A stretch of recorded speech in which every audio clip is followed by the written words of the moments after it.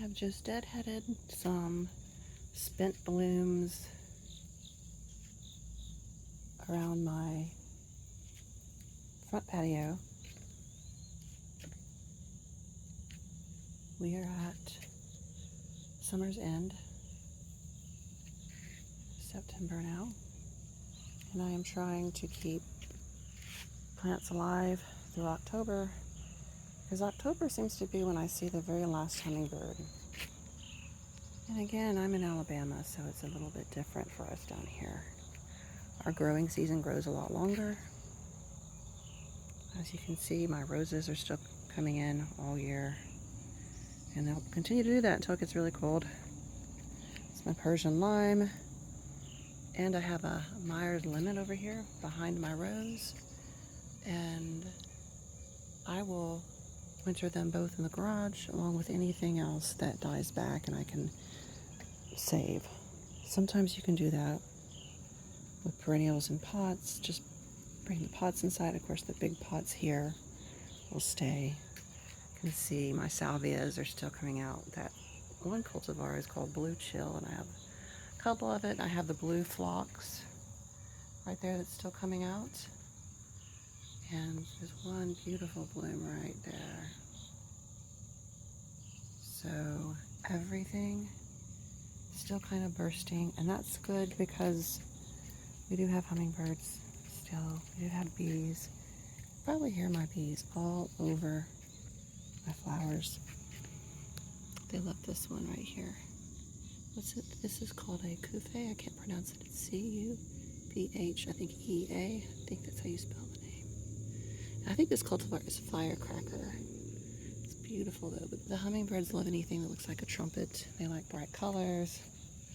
That's why you always see hummingbird feeders that are like red. And I usually don't put out feeders because I don't have to. My blue chill salvia. You can see the bees just adore it. That one right there, that little bee right there is pollen. On his little legs. I have so many native bumblebees, and I have bee houses, like native bee houses for solitary bees in my backyard. I need to put one out here because they tend to sleep on this at night. So you can see though, however, I do have some hummingbird feed because I had to add 2 feeders. I just put one there, and I hung one up in the back window of our house, but I hung it by the big bird feeder, so if there's any praying mantis that get on it, they will actually eat the praying mantis. Another reason I don't keep hummingbird feeders, angelonia right here, they love that too. Anyway, the reason I don't keep a lot of hummingbird feeders is simply because praying mantis will sit on the feeder or around the feeder and wait. And if you know, hopefully you do, that praying mantis eat hummingbirds, and it's really disgusting, but you can look that up online. I don't really want to explain it because it is gross. I have different types of basil, and all my pollinators love all these cultivars of basil. So basil is one herb that I keep. It's my favorite herb to cook with, but I love the fact that it feeds pollinators.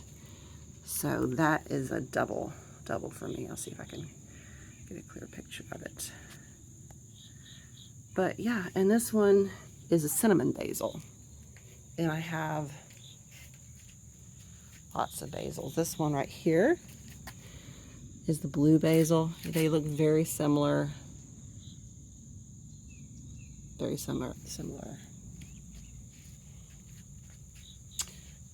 Another type of basil right here. I forget which one that is. But you can see the blooms right there.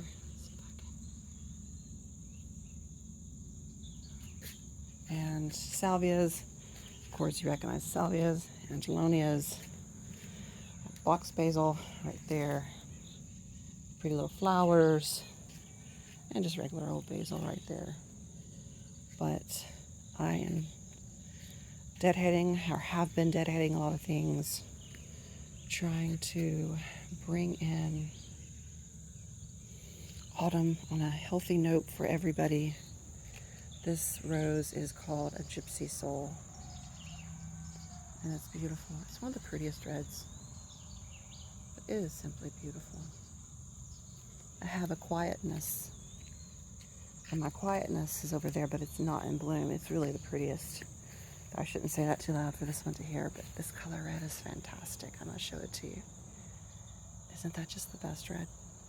It's got a little bit of a violet, like a violet red, like a crayon. Yeah. Anyway, I hope everyone's having a wonderful day, and you can find beauty where you live.